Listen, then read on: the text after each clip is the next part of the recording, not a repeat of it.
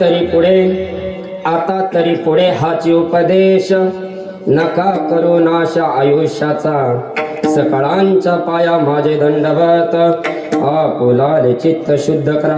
मुक्त कैवल्य तेजनिधी संत सम्राट भगवान ज्ञानोबा शांती ब्रह्मश्री एकनाथ महाराज वैराग्य राज रसिक श्री जगद्गुरु तुकोबार आहे. स्वानंद सुख निवासी जोग महाराज आणि आपल्या वारकरी संप्रदायाचे परम आराध्य दैवत रुक्मिणी प्राण संजीवनी पंढरीश पांडुरंग परमात्मा यांच्या अलौकिक अकारण करून अपार अद्भुत अहेतुकी दयेमुळे कृपेमुळे आशीर्वादामुळे तुम्ही आम्ही एकत्रित मिळून देऊचे सुप्रसिद्ध साधू थोर समाज सुधारक उच्च विचारवंत व्यवहार चतुर संत श्रेष्ठ जगद्गुरु तुकोबाराय महाराज यांच्या चार चरणाच्या अभंगाला आज आपण प्रवृत्त झालो आहोत. आपल्या जीवनातील खरंच खरंच परम भाग्याचा क्षण आहे. विठ्ठल विठ्ठल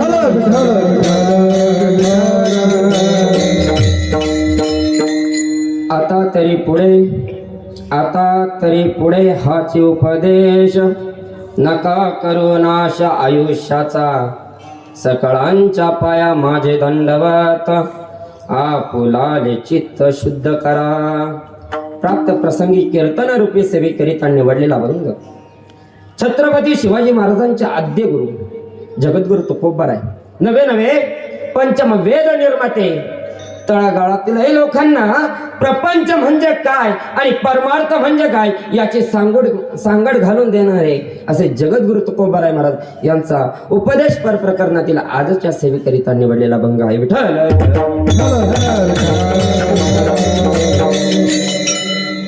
अभंगाकडे जाण्यापूर्वी अल्पासा परिहार देणे हे वक्त्याचं आद्य कर्तव्य असतं. त्याचप्रमाणे आजचा परिहार द्यायचा तो म्हणजे असं बघा. काही दिवसापूर्वी किती दिवस काही दिवसापूर्वी एक जीव आपल्यामध्ये होता. सुनाला हाक मारत होता, बायकोला हाक मारत होता, नवे नवे मुलाला हाक मारत होता आणि अचानक आपल्या सोबत ज्या बैलगाडीच्या चाकाने संसार केला असेल, बरोबर आहे की नाही? 4 चाकाची गाडी असली तर 3 चाकावर चालू शकत नाही, 2 चाकाची गाडी असेल तर 1 चाकावर चालू शकत नाही, माहिती आहे. मग आपल्यातला एक जीव 1 वर्षापूर्वी आपल्यातून निघून गेला आणि गेलेल्या माणसाचं किंवा गेलेल्या देहाचं काहीतरी विधी मार्ग असतात आणि ते विधी मार्ग करत करत आज आपण शेवटच्या टप्प्यावर पोहोचलेलो आहे. सांगायचं झालं तर आपल्यातले असं कोण व्यक्ती महत्व होता की ते निघून गेलं? कैलासवासी चंद्रभान सावळीराम काळे, बरोबर ना? आपल्यातून 1 वर्षापूर्वी निघून गेले. महाराज सांगतात पुरुषाशी पर्व काळ जन्मात जोडे एक वेळ माता पितांचा अंत काळ ती धर्माची वेळ अति पवित्र. महाराज जे काही श्राद्ध करायचंय, जो काही विधी मार्ग करायचाय जीवनामध्ये, यासाठी काय केलं पाहिजे? महाराज प्रत्येक जण करतो. आजचा विचार केला तर सिटीतल्या लोकांना हेही माहित नाही बाबा. आपल्याला 16 संस्कार सांगितलेले आहे, जन्माचा एक सांगितलेला आहे, त्यानंतर पुन्हा सांगताय अरे जन्म झाल्यानंतर जगत असताना मध्ये काही संस्कार आहे. देहाच्या गावालिया जन्म मृत्यूच्या सोहळिया ना म्हणून या धनंजया जिया, बरोबर आहे की नाही? जन्माला आल्यानंतर एक सोहळा आहे, आपला लग्न सोहळा आहे, हा एक संस्कारच आहे महाराज. आणि मेल्यानंतर दशक्रिया विधी हा एक संस्कार आहे. दशक्रिया विधी झाल्यानंतर 13वा आहे, 13व्या नंतर महिना आहे आणि महिन्यानंतर वर्षाने येणारं श्राद्ध आहे. श्राद्ध म्हणजे काय? जे श्रद्धेने केलं जातं त्याला श्राद्ध म्हणतात. मग आम्हाला प्रश्न पडतो महाराज, श्राद्ध केलीच पाहिजे का? बरोबर आहे की नाही? प्रत्येकाची बुद्धी वेगळी, प्रत्येक जण वेगवेगळ्या पद्धतीने विचार करतोय. मग या जीवनामध्ये आल्यानंतर आपण श्राद्ध केली पाहिजे का? हो, केली पाहिजे. कारण मला माहित नाही, कारण तुम्हाला माहिती आहे नाही माहित, पण एक आचरण करावे, नियमांचं पालन करावं. आम्हाला माहित नाही श्राद्ध काय, पण पहिली गोष्ट शास्त्रामध्ये सांगितलेलं आहे म्हणून श्राद्ध करावं. दुसरी गोष्ट आपल्यापेक्षा मोठ्यांनी किंवा श्रेष्ठांनी केलेलं आहे म्हणून श्राद्ध करायचंय. कोणी कोणी केलं श्राद्ध? माझ्या जगाच्या मालकाने त्यांच्या वडिलांचं सुद्धा श्राद्धकांड केलं का नाही? मग त्यांनी केलं म्हणून आपल्याला करायचंय. यज्ञ दाचर्यति श्रेष्ठ, बरोबर आहे की नाही? मोठ्याल्यांनी केलं म्हणून आपल्याला करायचंय. मग सांगा ना, कोणी केलं श्राद्ध? कोणी केलं? माझ्या रामप्रभूंनी श्राद्धकांड केलं. सर्वांना माहिती आहे दृष्टांत. ज्यावेळेस दशरथ राजाचं वर्ष पूर्ण होतंय महाराज, आणि वर्ष पूर्ण होण्याचा दिवस आणि रामप्रभूजींचा वनवासाचा दिवस, वनवासालाच गेलेले होते, बरोबर ना? आणि वनवासाला जात असताना रामप्रभूजींना आठवलं, अरे माझे वडील जाऊन 1 वर्ष पूर्ण होत आले आणि उद्या माझ्या वडिलांचं श्राद्ध आहे. सीतामातेला सांगितलं, अगं ऐक, तू एक काम कर, उद्या माझ्या वडिलांचं श्राद्ध कांड आहे, तर हे श्राद्ध करण्यासाठी तू नैवेद्य तयार कर. जी घरामध्ये जी साधन सामुग्री असेल तिचा तू स्वयंपाक कर. तोपर्यंत जे नाही ते मी या शेजारच्या गावातून घेऊन येतो महाराज. सांगितलं महाराज. निघाला. दुसरा दिवस उजाडला. सीतामाता स्वयंपाकाला बी लागलीये. रामप्रभूजी गेले साधन सामुग्री आणायला. महाराज वेळ होऊन गेली महाराज.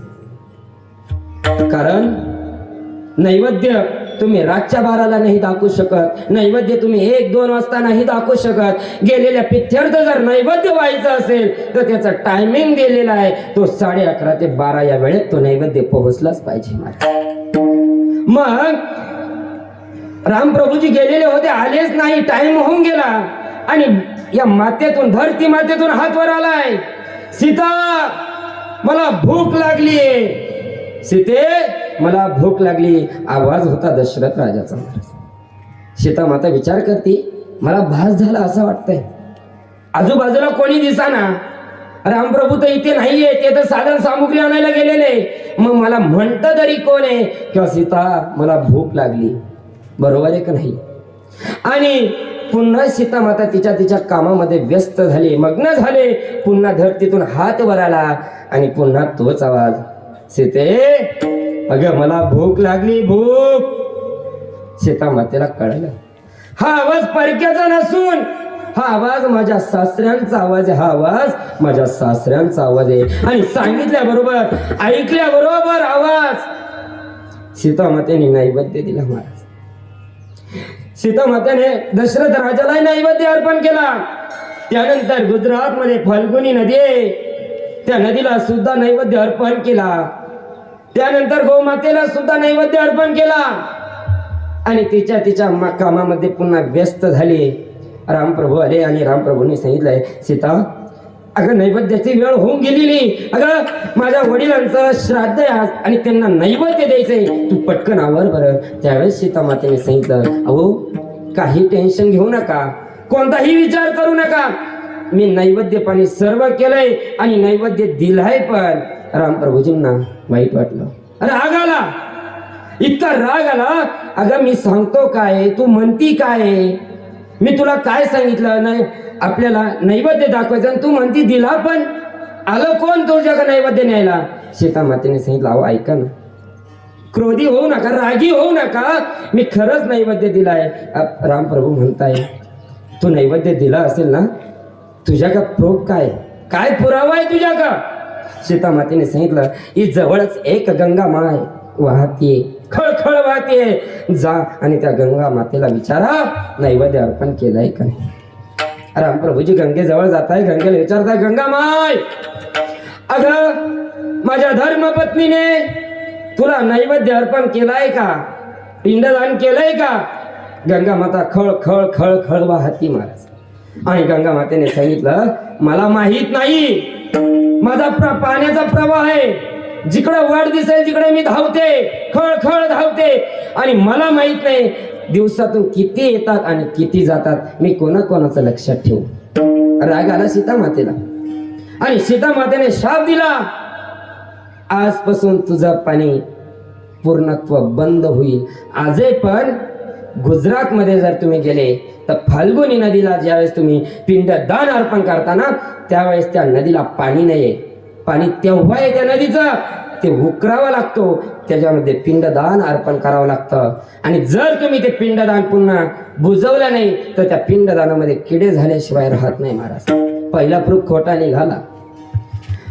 दुसरा प्रूफ विचारताय रामप्रभू, सांग आता कोणाकडे जायचं? सीता मातेने सांगितलं गो मातेला विचारा ना. गो मातेने सुद्धा पिंडदान केलंय मी अर्पण, आणि तिने खाल्लं, तिला विचारा. त्यावेळेस रामप्रभूजी पुन्हा गोमातेकडे जात आहे. सांग गोमाता, पिंडदान केलंय, नैवेद्य अर्पण केलंय?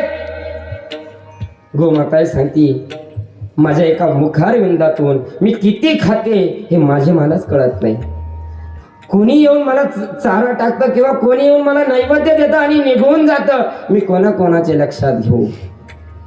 त्यावेळेस सुद्धा सीता मातेने गायला सुद्धा शाप दिलाय की तुझ्या शेपटीचं दर्शन होईल, तोंडाचं दर्शन होणार नाही. बरोबर आहे की नाही? आज आपण पाठीमागच्या बाजूचं दर्शन घेतो गायच्या, पुढच्या मुखाचं तो डोक्याचं दर्शन घेतो का? नाही घेत महाराज. सांगितलं रामप्रभूजींनी, दोन प्रूफ सांगितले, दोन पुरावे तू सांगितले, वाया गेले. सांग आता तिसरं काय? त्यावेळेस सीता माता म्हणते, ज्या धरणी मातेतून माझा जन्म आहे ना, त्या धरणी मातेतून हा एक वृक्ष आहे. कशाचा वृक्ष होता? निंबाचं? कशाचं होतं? बोलत चला. वडाचं वृक्ष होतं महाराज. आणि वडाच्या वृक्षाला विचारा म्हणे की मी यांना पिंडदान केलेले का नाही? जाताय विचारताय, आणि वड साक्षात प्रगट झालाय, आणि वडाने सांगितलं माझ्या बहिणींनी पिंडदान अर्पण केलेलं आहे. असं पिंडदान रामप्रभूजींनी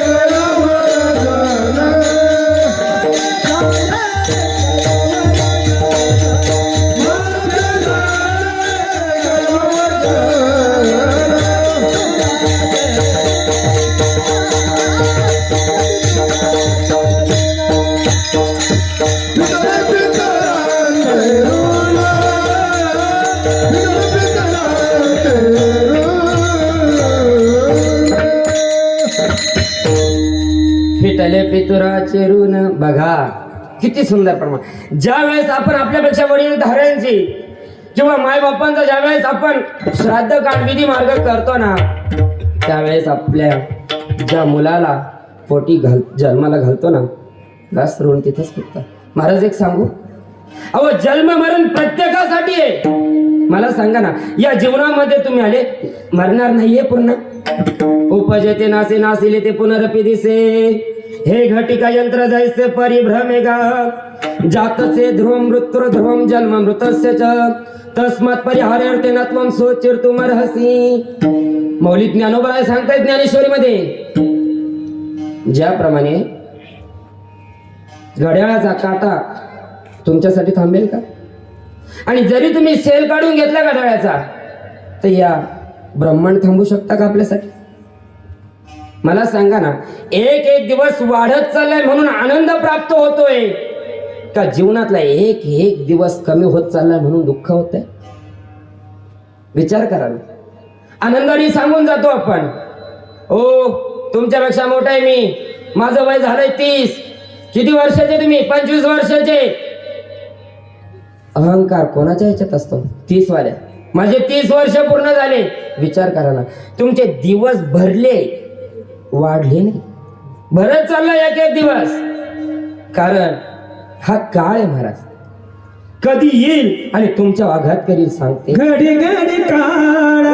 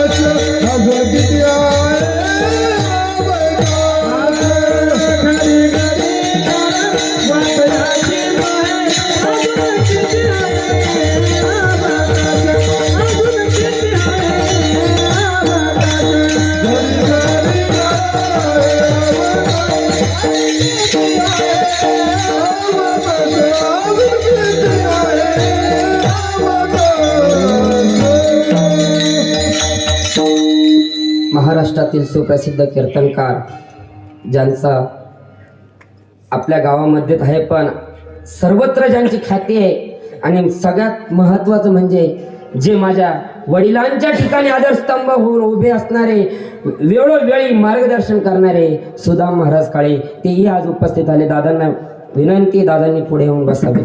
विठ्ठल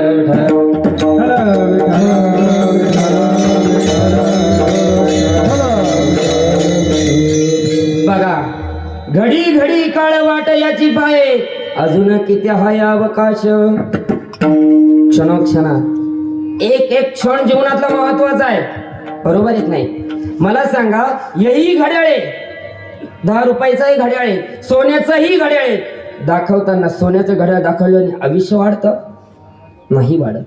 मग सांगत असताना सांगतात बाबा हे घटिका यंत्र जैसे परिभ्रमेगा, हे थांबत नाही ना, तसं आपलं सुद्धा थांबणार नाही, बरोबर एक नाही महाराज? मग मी सांगून गेलो, पुरुषाशी पर्वकाळ जन्मात जोडे एक वेळ, बरोबर एक नाही? हा, मग आज जे अन्नदान आहे तुम्हाला मी पहिल्यांदा मानवी देह उत्पत्ती झाली, देहाच्या गावा आल्या, जन्म मृत्यूच्या सोहळ्या ना, म्हणून या धनंजयाची या परी कळलं महाराज आम्ही जन्माला आलो. पण आम्ही जन्माला कासाठी आलो तर माऊली सांगताले, अगा कर्मी जे उरावे तई सुख दुःखे फळावे, तई भोगावया यावे देहा एका. माऊली सांगतात मागील जन्मामध्ये काय केलंय मला माहित नाही, पण आजचा जो जन्म तुम्हाला दिलाय यामध्ये मागच्या अपेक्षा काहीतरी बाकी आहे, काहीतरी बाकी राहिलंय तुमचं मागच्या जन्मामध्ये, आणि ती इच्छा पूर्ण होण्यासाठी तुम्हाला आज मनुष्य जन्म प्राप्त करून दिलाय. मग मला सांगा ना, बरोबर आहे नाही? जन्म दिलाय कशासाठी दिलाय हा जन्म? आपण या जन्मामध्ये काय करू शकतो? हे जन्माचं सार्थक कशामध्ये? विठ्ठलाचे एक देखणे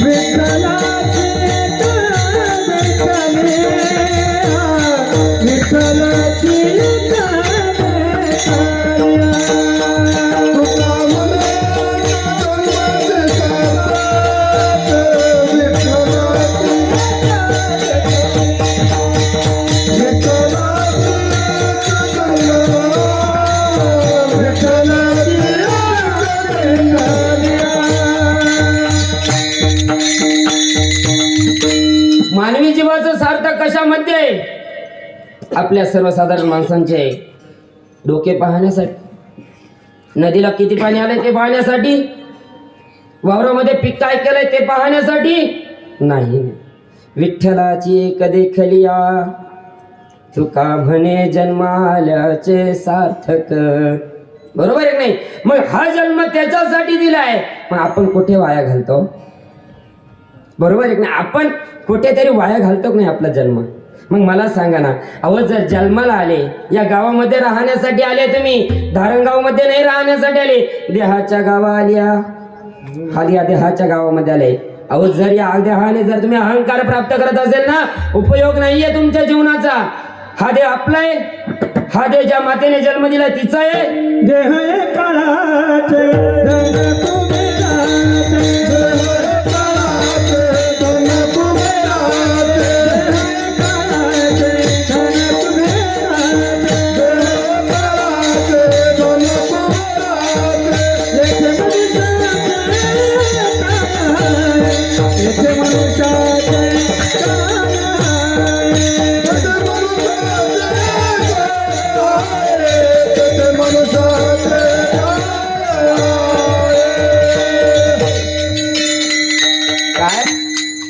देह हे काळाचे धन कुबेराचं असं म्हटलं जातं का? देह हे काळाचं आहे का धन कुबेराचं आहे? काळाचं आहे. मग मला सांगा ना, अहो सहजगत्या आपण म्हणून जातो काळ येतोय बरं का, आघात करतोय आपल्यावर. काळ कधी आपल्यावर आघात नाही करत महाराज, आपल्याला काळापर्यंत जावं लागतं. नको नको मना गुंतू माया जाणी. बरोबर आहे की नाही? नको नको मना गुंतू माया जाळी, काळा आला जवळी ग्रासावया. आपण म्हणतोय सिन्नरला गेलो तर आपण म्हणतोय सिन्नर आलं, सिन्नर येत नाही, आपण तिथं जातोय. मग मला सांगण्याचा प्रश्न हाच आहे, आपलं वय वाढत आपण काळापर्यंत जातोय, काळ आपल्यापर्यंत नाही येत महाराज कधी. बरोबर आहे की नाही? मग देह एक काळाचा आहे, मग आपला आहे का? नाही. दुसरं काय कारण आहे? देह आपला नाही. हा उसना आणला पाचाचा, हा देह कोणाचा आहे? पाचाचा आहे. पंचमहाभूताचा देह, पृथ्वी आप तेज वायू आणि आकाश. बरोबर आहे? 17 तत्वाचा हा नरदेह आहे. पंच कर्मेंद्रे, पंच ज्ञानेंद्रे, पंच विषय, पंच प्राण आणि 2 मन आणि बुद्धी.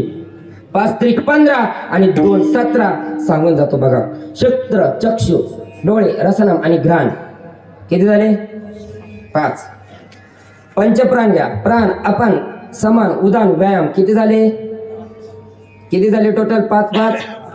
शब्द, स्पर्श, रूप, रस, गंध किती झाले? 15. आणि मन आणि बुद्धी किती झाले?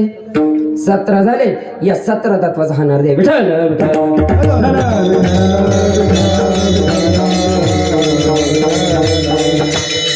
मग मला सांगा, या 17 तत्वातून आपल्याला पार होऊन जायचंय. ही नदी आहे, या भवसागरे हा संसार माया जाळ रूपामध्ये अडकलेला, आणि या माया जाळ रूपातून आपल्याला वर जायचंय तरुण. मग काय करायचं आपल्याला? विचार केला पाहिजे कुठेतरी. अरे या जन्मामध्ये आलो आपण, मग या जन्मामधून उद्धार कशामध्ये? जगद्गुरु तुकोबारायांना बाकीचे जीव दिसले नाही का? 84 लक्ष योनीमध्ये जगद्गुरु तुकोबाराय का मानवी देहाला उपदेश करताय? बघा ना. अहो 84 लक्ष योनी ह्याच अजून आपल्याला माहित नाही. बरोबर आहे का? का माहिती? माहित असेल तर नाही सांगायला, नसेल तर सांगायला. सांगू? बघा मोजा. 20 लक्ष योनी वृक्षामध्ये घ्याव्या, जलचरी भोगाव्या 10 9 किती झाल्या? 20 आणि 9 21 29 काय? लाख. 11 लक्ष योनी केरड्यामध्ये घ्याव्या किती झाल्या? 40. 10 लक्ष भोगाव्या पक्षामध्ये किती झाल्या? 30 लक्ष योनी पशुची या घरी किती झाल्या? मानवा भितरी 4 लक्ष किती झाल्या? 84 लक्ष झाल्या. मग या 84 लक्ष योनी मधून आपल्याला मानवी जन्म दिलाय. किती दुर्लभ असेल व मानवी देह. नरदेह दुर्लभ तुम्ही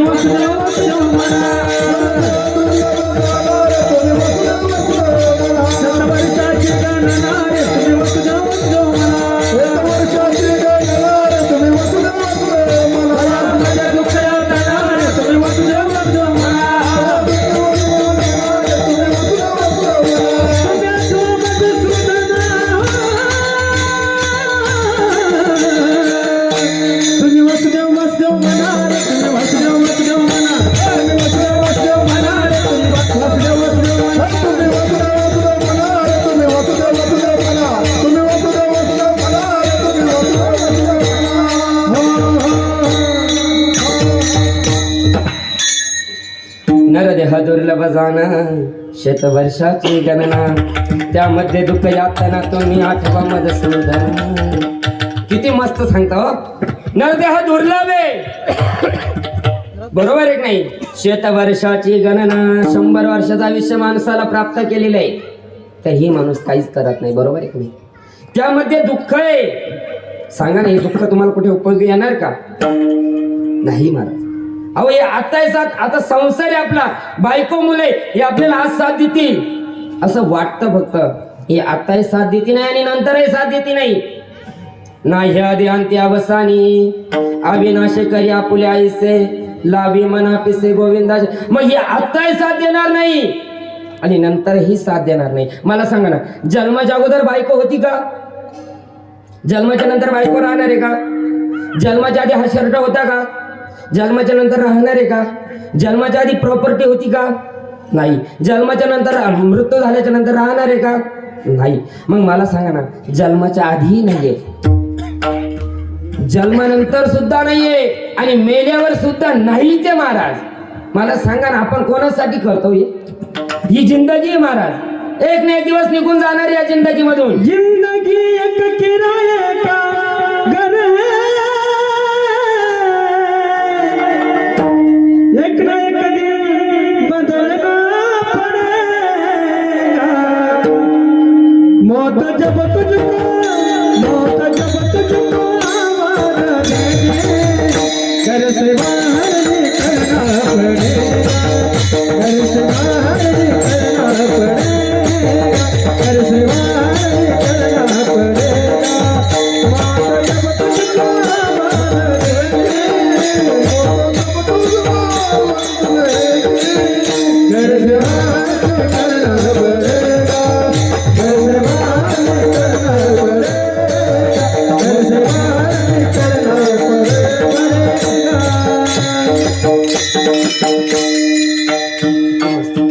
एक दिवस या जिंदगीतून निघून जायचंय. मग सांगा ना, अहंकार कोणत्या गोष्टीचा करतो? माझ्या का प्रॉपर्टी आहे, माझ्या प्रॉपर्टी याचा अभिमान करता तुम्ही.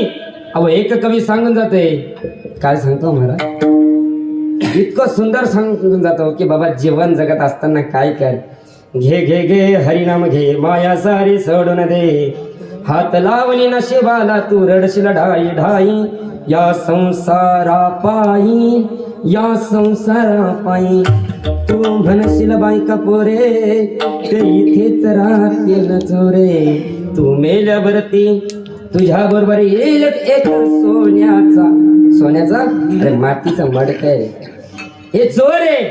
तू म्हणशील पैसा अडका तो इथेच राहील सडका, तू मेल्यावरती तुझ्या बरोबर येईल एक पुन्हा मातीचा मडका. मग कशासाठी करायची प्रॉपर्टी? अहो हा जन्म दिलाय, या जन्मामध्ये काय करू शकतात? विठ्ठलाचं भजन करा, भगवंताचं नामस्मरण करा. अहो नवे हा जन्म खूप पुण्याने भेटलेले, किती पुण्याने हा जन्म भेटलेला आहे, बहुपुण्य, बरोबर आहे नाही? जन्मोजन्मी आम्ही बहुपुण्य केले तेव्हा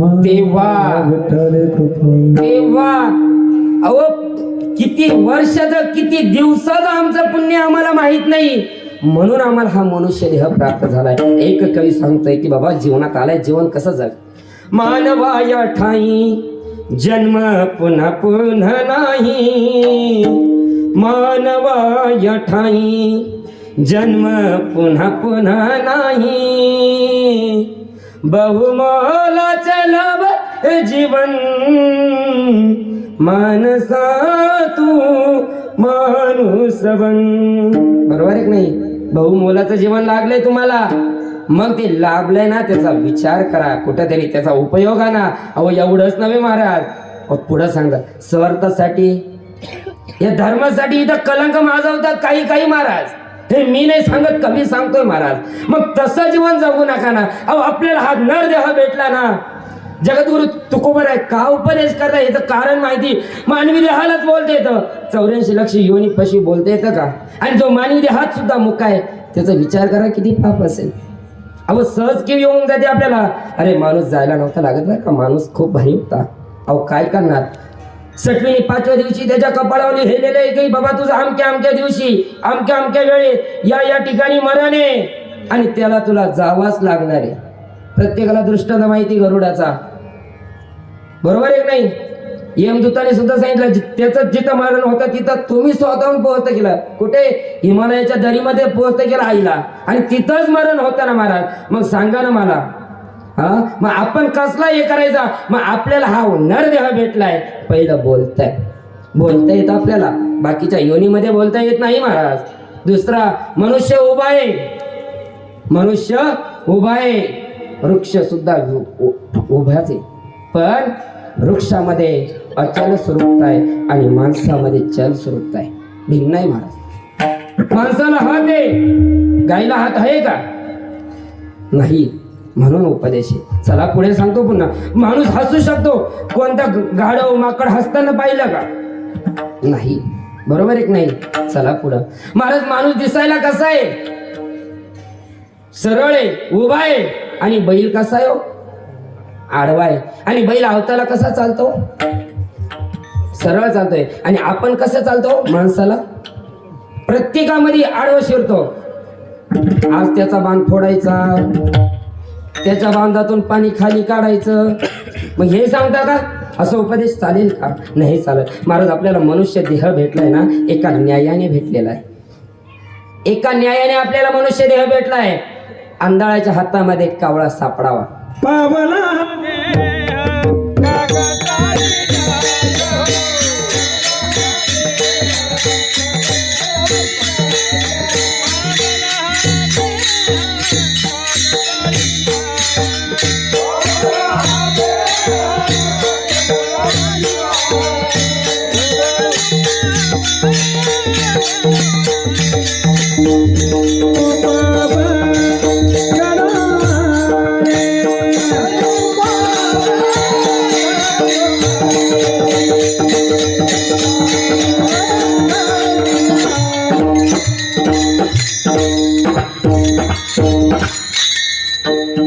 कोणत्या न्यायाने भेटलाय आपल्याला मनुष्य देह? आंधळ्याच्या हातामध्ये कावळा सापडावा. आपल्या हातामध्ये सापडेल का? नाही, पण आंधळ्याच्या हातामध्ये सापडला. काय? आंधळ्याच्या हातामध्ये कावळा सापडला महाराज. बघा ना, पहिली राजेशाही थाट होती, आता लोकशाही आली. आता गावचा सरपंच, गावचा ग्रामसेवक, तालुक्याचा आमदार, जिल्ह्याचा खासदार, राज्याचा मुख्यमंत्री आणि देशाचा पंतप्रधान, ही व्यवस्था आज आली. पूर्वी राजेशाही ताट चालायचं, एवढ्या एवढ्या राज्यांना आमक्याने आक्रमण करायचं. महाराज अशी गोष्ट झाली, एकदा एक राजा आजारी पडला. वैद्याने सांगितले राजेसाहेब बरे होतील, पण त्यासाठी कावळ्याचं औषध लागेल. राजाने प्रधानाला सांगितलं, ऐका ना, एक कावळा शोधून आणा, त्याचं औषध करावं लागेल, राजासाहेबांना लावा लागेल, आणि राजासाहेबांनी ते औषध घेतल्यानंतर किंवा जखमी होते लावल्यानंतर राजे बरे होतील. प्रधान राजाकडे आला. राजाला सांगितलं की ऐका ना, अहो चांगल्याच्या हातात कावळा सापडत नाही, तुम्ही किती हिंडले तरी कावळा सापडणार नाही. मग एक काम करा, दौंडी द्या गावाला, आणि दौंडी देत असताना अशी दौंडी द्या की ज्याला कोणाला कावळा सापडेल त्याला मी काय देईल? 1,00,000 रुपये देईल. विचार केला महाराज. आपण राज्य पंढरपूर साईड धरू, थोडं चालेल ना, ते पण द्यावाच आहे. महाराज सर्व गावकऱ्यांना कळवण्यात आलं की जो कोणी मनुष्य कावळा धरून आणील त्यांना 1,00,000 रुपये राजासाहेब देणार आहे, आणि ज्यांना 1,00,000 रुपये लागत असेल त्यांनी काय करा, कावळा धरून आणा. मला विचार मान्य झाला आणि कावळा धरणार. कावळा कोणाच्या हातीत लागत नव्हता महाराज, पण एक दिवस असा आला, पंढरपूरला कोण कोण गेलाय? कोणीच नाही गेला आपल्या गावात. गेले ना, नदी किनारी कोण बसतात? आंधळे पांगळ्यांचा एक विठ्ठल, बरोबर ना? आंधळे पांगळे बसतात. मग आपण गेल्या बरोबर त्यांचा हात पुढे असतो, आपण खिशात हात घालतो, 2,000ची नोट काढून त्यांच्या पुढे देतो ना. अहो नाही ना महाराज, मग पुढे देतो. आता काही भिकारी आंधळे असे पण आले, महाराज सुट्टे नसतील तर ऑनलाईन करा, पण कराच. QR कोड घेऊन बसलेले ते, QR कोड करा. महाराज सांगा ना, 2,000ची नोट देतो? नाही. मग 500ची नाही, 200ची नाही, 100ची काहीच देत नाही. देतो ना हो. अहो 1 रुपयाचा ठोका बघतो आणि तो देतो. ते खूप भारी मागतात. कशा मागतात माहिती का? तेच मुळात आंधळे भीक मागताय आणि ते आपल्या पुढे हात करताय. 1 रुपया द्या हो मला, आशीर्वाद लाभेल तुमच्या मुलांना. त्यांचा आशीर्वाद आपल्या मुलांना लागतो. महाराज आंधळ्याने विचार केला, आज पांडुरंग उठलेच नाही वाटतं झोपातून, मंदिरापुढे बसलेलो आहे, 1 रुपयाची कमाई नाहीये, दुपारचे 12 वाजले, जेवायचं काय? आता निदान कोणीच नाही आलं, निदान आपण परमार्थ तरी करू, भजन तरी करू. आणि केला ना हातवर महाराज, आणि आंधळ्याचं आणि पांगळ्याचं भजन चालू झालं. राम कृष्ण हरी जय जय राम राम रे राम कृष्ण हरी जय जय राम कृष्ण हरी जय जय राम राम राम कृष्ण हरी जय जय राम कृष्ण हरी जय जय राम राम कृष्ण भजन रंगामध्ये आलं महाराज आणि भजन रंगामध्ये आल्यानंतर अहो काय सांगता महाराज बघा ना अहो भजन चालू आनंदाने भजन करताय आणि भजन चालू असताना नेमका अंधाराच्या हातामध्ये कावळा सापडला ना कावळा महाराज आणि कावळा सापडल्यानंतर विचार केलाय आता काय बाकी राहिलं बाकी काय राहिलं आता जीवनामध्ये राजा 1 लाख रुपये देणार आहे दिवसाची इन्कम 10 रुपये नाही 50 रुपये नाही तर एका दिवसाला जर लाख रुपये भेटत असेल तर मी माझ्या आयुष्यामध्ये एक बंगला बांधेन उद्यापासून भीक मागायचं बंद करेल सांगितलं महाराज आणि आंधळ्याची अपेक्षा वाढत जाते महाराज जर आपण सांगितलं ना एक पाऊल पुढे सरका माणूस इतका पुढापणा करतो इतका पुढारपण करतो की तो एक पाऊल पुढे सरकतो महाराज आणि आंधळ्याने विचार केला 1 लाखात काय होणार आता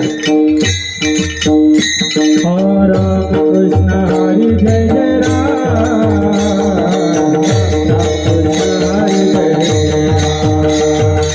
राम कृष्ण हरी जय जय राम कृष्ण हरी जय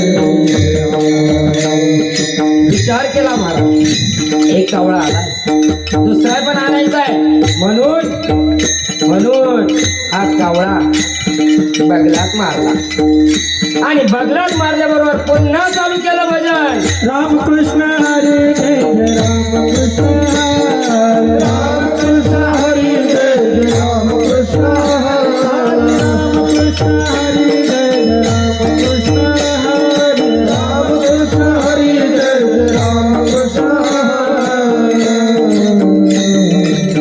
महाराज बगलात मारला हात वर केला भजन चालू झालं हा बगलातला सुद्धा निघून गेला मग आपल्या देहाचं सुद्धा असंच आहे अरे या देहामध्ये येणारे एक ना एक दिवस तुझा हा देह निघून जाणार आहे महाराज म्हणतात की बाबा या जीवनामध्ये आलात ना तुम्ही या जीवनामध्ये आला ना निदान आयुष्याचा तरी नाश करू नका अभंगाचं प्रथम चरण आता तरी पुणे खाची उपदेश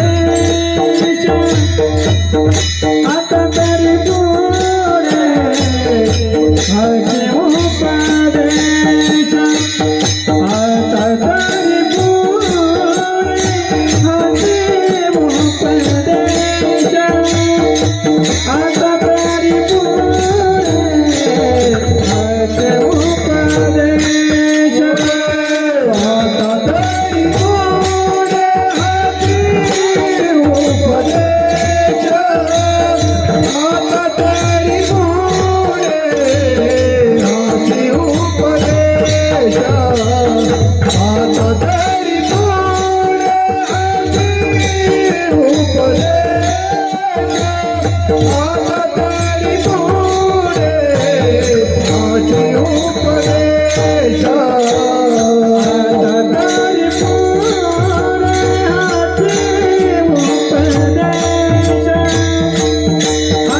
तरी पुणे खाची उपदेश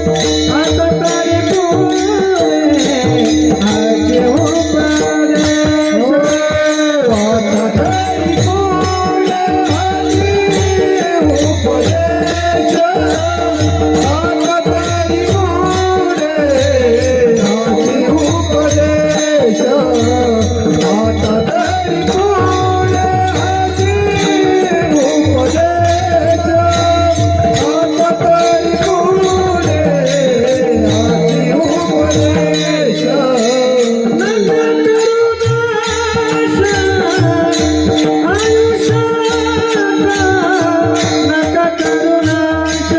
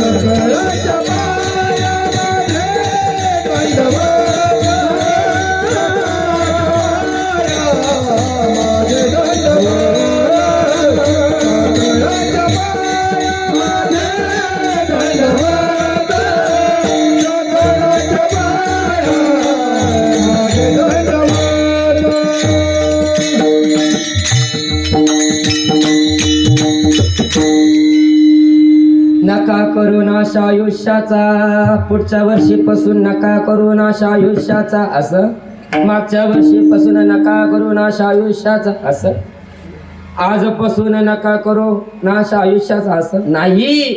आत्ता लगेच काही क्षणात, आत्ता म्हणजे आत्तापासून पुढं अशी जिद्द ठरवा, जिद्द ठेवा. माझ्या आयुष्याचा नाश होणार नाही. मला सांगा नाश होणार नाही. अहो मेलेल्या मड्याला आपण उपदेश करतोय, हा देह नाशिवंत मलमूत्राचा बाधा बरी नाशिवंत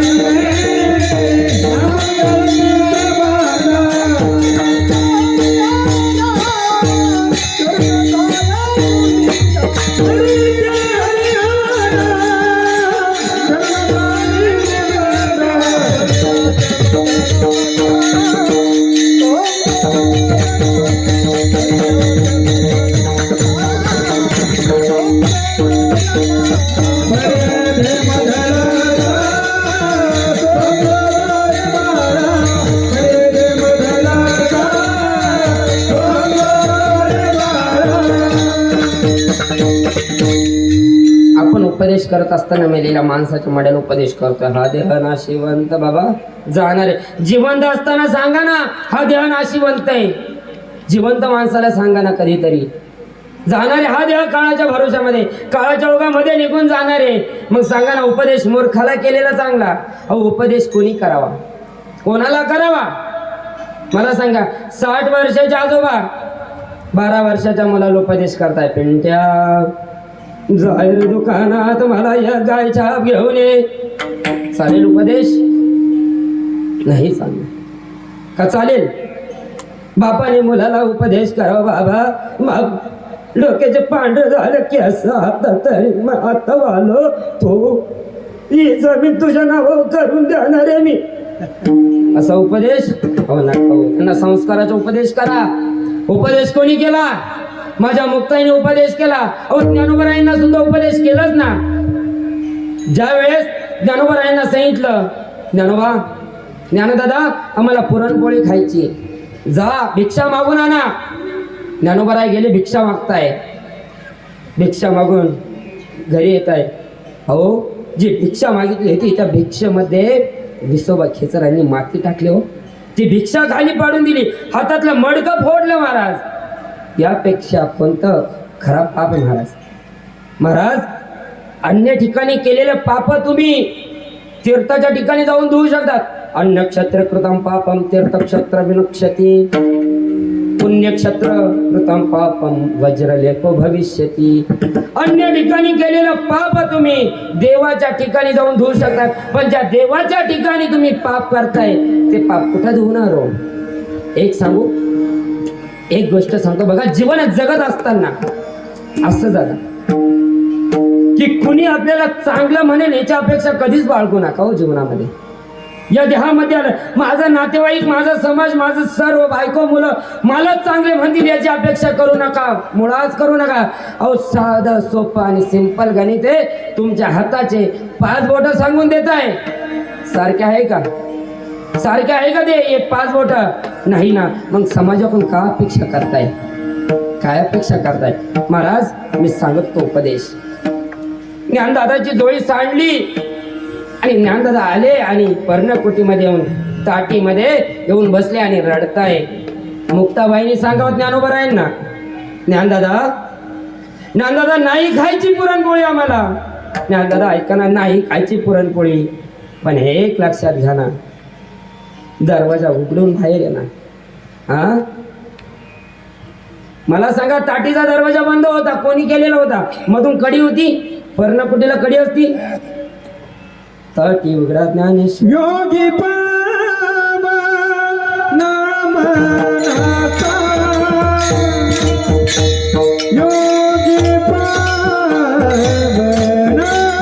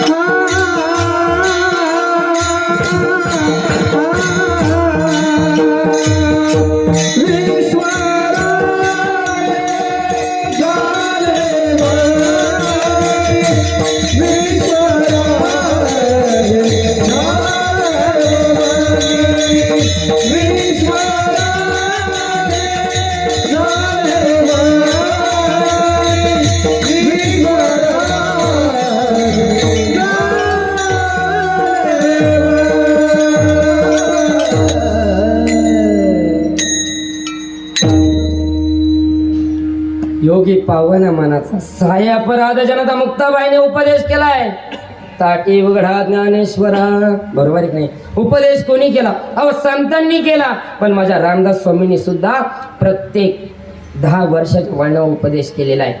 सांगतो ऐका, आणि ऐकल्यानंतर तुम्ही ठरवा का माझ्यामध्ये किती वृत्ती घडवायची. बघा, रामदास स्वामी सांगतात, 10 वर्ष बालपण, 20 वर्ष तारुण्य, अंगी भरला मदन, मग तो काहीच सावधान, सावध सावधान वाचे वदा नारायण. महाराज, आम्ही याच्यातला फक्त सावधान शब्द ऐकलेला आहे. आपल्या जन्मामध्ये आपण फक्त सावधान हा शब्द ऐकलेला आहे. कोणाच्या डोक्यात पडलेला आहे, कोणाच्या डोक्यावरून गेलेला आहे, आणि कोणी अनुभवायचं बाकी आहे.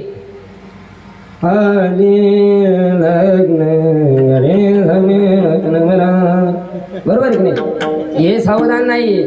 बहुल्यावर नवरदेव उभा राहतोय आणि रामदास स्वामी उपदेश करतात, अरे अजून तरी सावधान हो, पळायला चान्स आहे, घोडा गेटच्या बाहेर उभा आहे.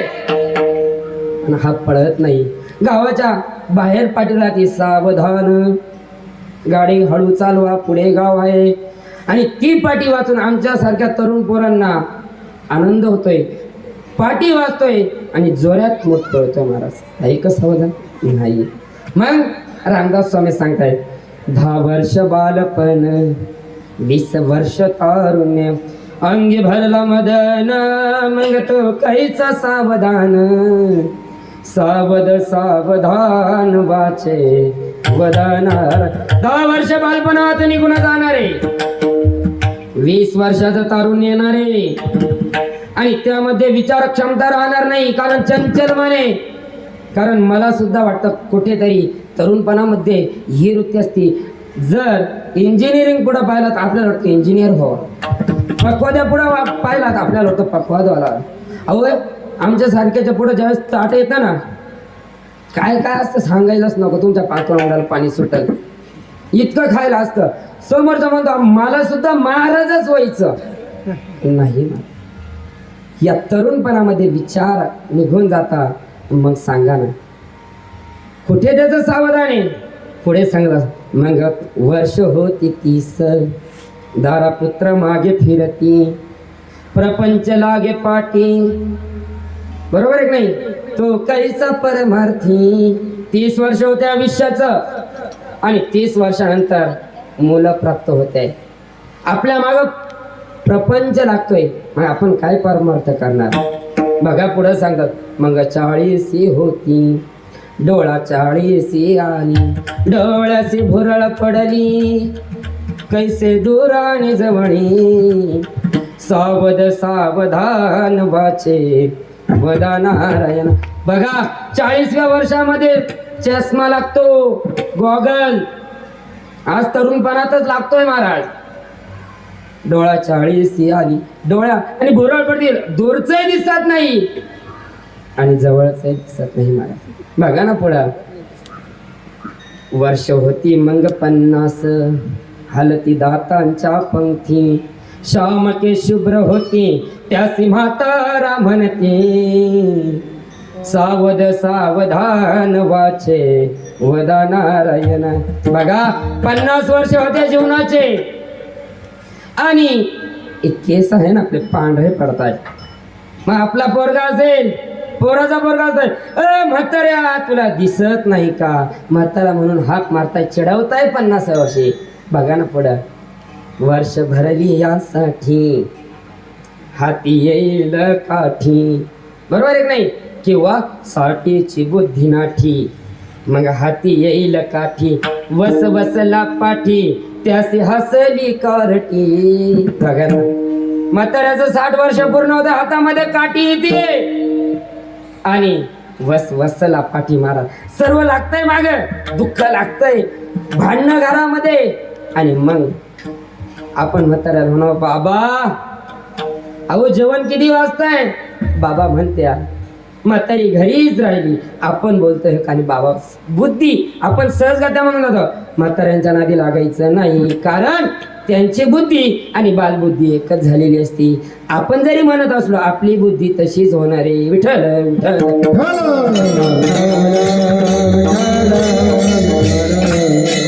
बघा मग 60 वर्ष निघून जाते 70ची झाली रचना बसल्याने उठवेना उठल्याने चालवेना मग तो झाला दैनवाना सावध सावधान वाचे वदा नारायण.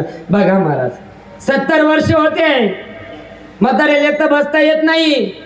जर बसला तर उठता येत नाही उठला तर चालता येत नाही. दैन्य झालेला असतो. मग तो हक्का मारतो कोणीतरी आधार द्या तिथपर्यंत येऊ द्या. जो माणूस जोपर्यंत स्वतःच्या पायावर चालतो तोपर्यंत कधी कुणापुढे झुकण्याची गरज पडत नाही महाराज. ज्यावेळेस आपल्या शरीरातला एखादा अवयव जरी बंद असला तरी आपलं जीवन परस्वाधीन झाल्याशिवाय राहणार नाही. विठ्ठल विठ्ठल. बघा ना पुढं सांगतात 4 20 मिळून 80 मग तो झाला अपयशी पाण्याविन मछली जैसी. काय पाण्याविन मछली जैसी मग जीव होतो कासा विस सावध सावधान वाचे वदा नारायण. 80व्या वर्षी ऐकलं का तुम्ही एखादा म्हातारा माणूस डोंगर चढून गेला. एक म्हातारा माणूस 80व्या वर्षी 12वीची परीक्षा पास होऊन 1 नंबर आणला. ऐकलं का. त्याला यशच प्राप्त होत नाही. ज्याप्रमाणे मासा पाण्याशिवाय जगू शकत नाही तसा कासावीस आपला जीव होत असतो. बघा ना मग वर्ष झाली 90 भूलवे ना एक शब्द स्त्री पुरुष म्हणे आता थोडा संबंध. काय की बाबा वर्ष 90 होतीये. लहान्या मुला का आई मोठ्या मुला का बाप किंवा म्हातारा म्हातारी जवळ असले तर पटत नाही.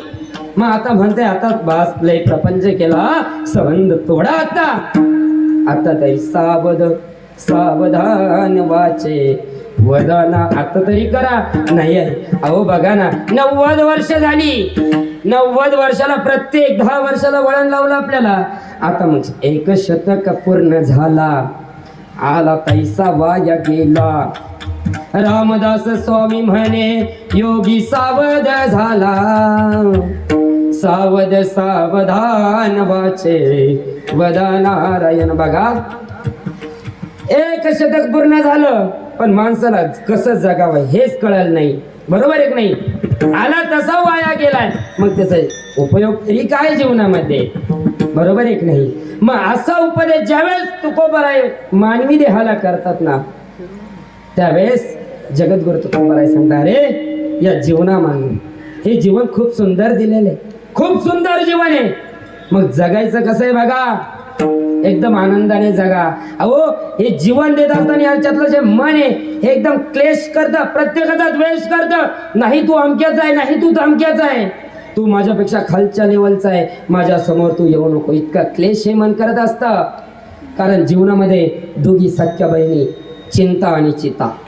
काय? एकावर टिंब आहे, एकावर अनुस्वार आहे आणि एकावर नाही. चिंता आणि चिता. चिता माणसाला आयुष्यात एकदा जाळते, पण चिंता माणसाला आयुष्यात क्षणोक्षणाला जाते. बरोबर आहे की नाही? क्षणोक्षणाला जाणते. आजही बसला असेल तर चिंता चालू आहे, काही ना काही चिंता. मेल्याच्या नंतर एकदाच जाळते, तिचं नाव चिता आहे, आणि क्षणोक्षणाला जाळते, तिचं नाव चिंता आहे. म्हणून महाराज म्हणतात हे काहीच करू नका, याच्या मधला पर्याय शोधा. काळ सारावा चिंतने, काळ सारावा चिंतने, काळ सारावा चिंतने, काळ सारावा चिंतने. एकांत वाचे गंगा स्नाने, एकांत वाचे गंगा स्नाने, एकांत वाचे गंगा स्नाने.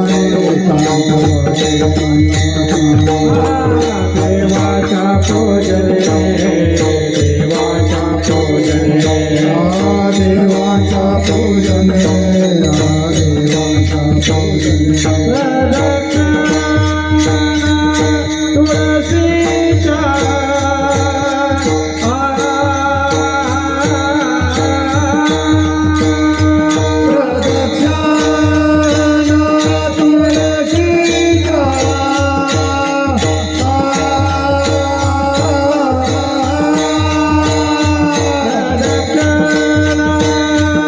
तुळशीच्या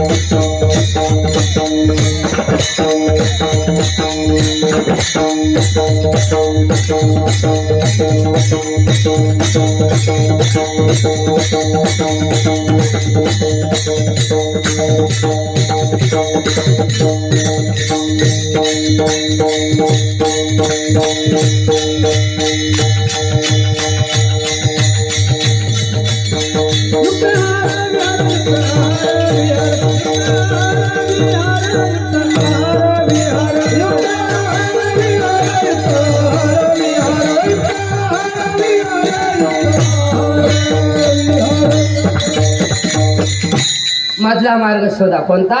काळ सारावा चिंतने. काळ, या काळामध्ये काय करा? चिंतन करा, देवाचं नामस्मरण करा. कारण याच दे घडे देवाचे भजन आणि काही ज्ञान नाही कोठे. म्हणून जगद्गुरु तुकोबराय सांगतात, बाबा जीवनात आलंय ना, अरे कुठेतरी चित्त शुद्ध ठेवा. आपल्याला कविता होऊन गेल्या, नाही निर्मळ जीवन काय करील साबन, काय करील साबन.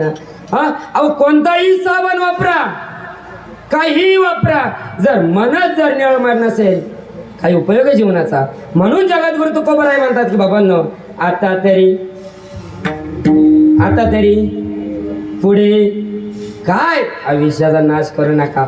आणि सांगत असताना सांगा बाबा आता मी दंडवत घालतो तुमच्या पायावर. सकळाच्या पाया माझे दंडवत, सकळाच्या पाया माझे दंडवत, सकळाच्या पाया माझे दंडवत, सकळाच्या